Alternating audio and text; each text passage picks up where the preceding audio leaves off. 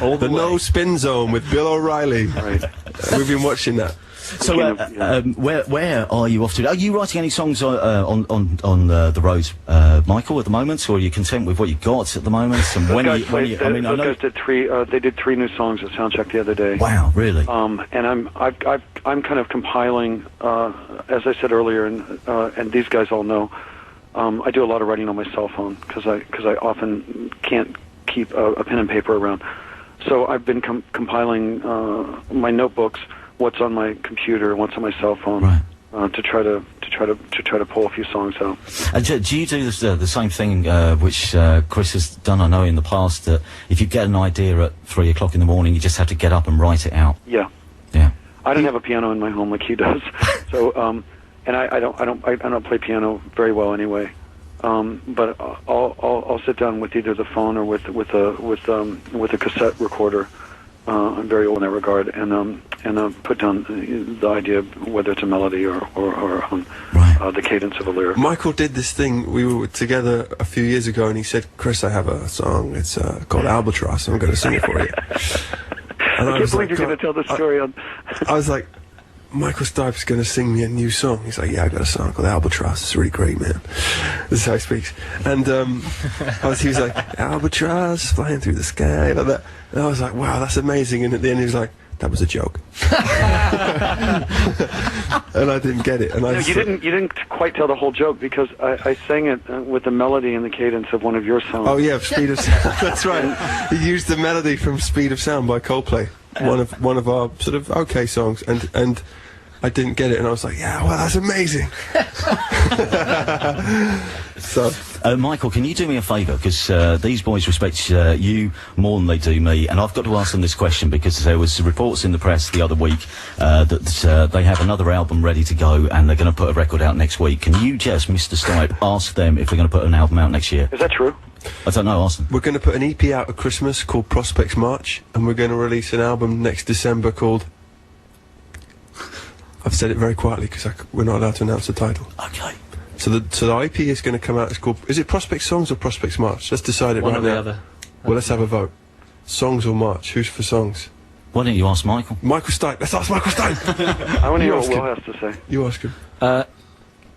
I think. Well, Michael, what do you think? Prospects Songs or Prospects March? There is bearing in mind He said March. There is a song on the record on that EP called Prospects March. I think it's better. Prospects March. That's an EP. So that's going to come out hopefully December the 26th, something like that. Super cool. And then we're going to have another record ready for December 2009 to end the decade, and then we're going to...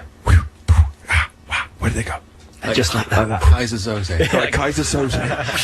Yeah. But does Michael Stipe have any idea what the new r.e.m. album's going to be called? No.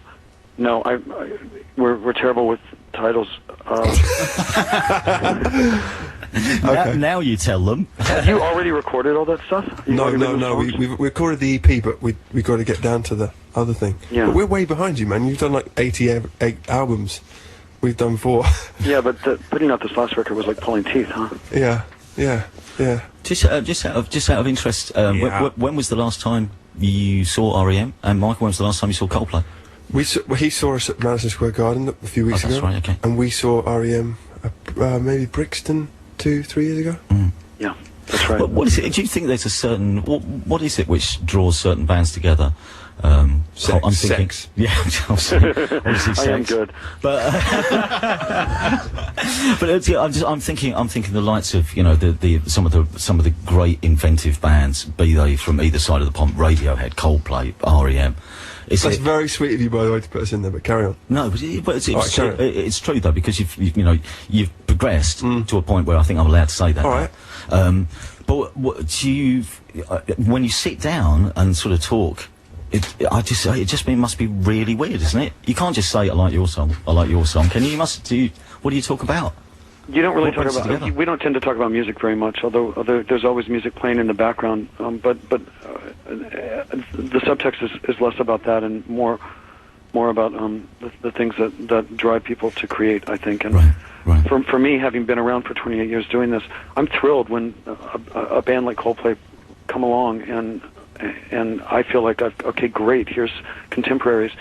I respect what they do, and my God, they're really smart, fun funny people, handsome, great people to be around, and at this point, very close friends. And so, for me, it's thrilling to have contemporaries who you can kind of bounce things off of and talk about. I think British bands, in answer to your question, British bands find it harder to get on with each other. Yeah. So our closest friends in other bands tend to be from either Ireland or America. Yeah.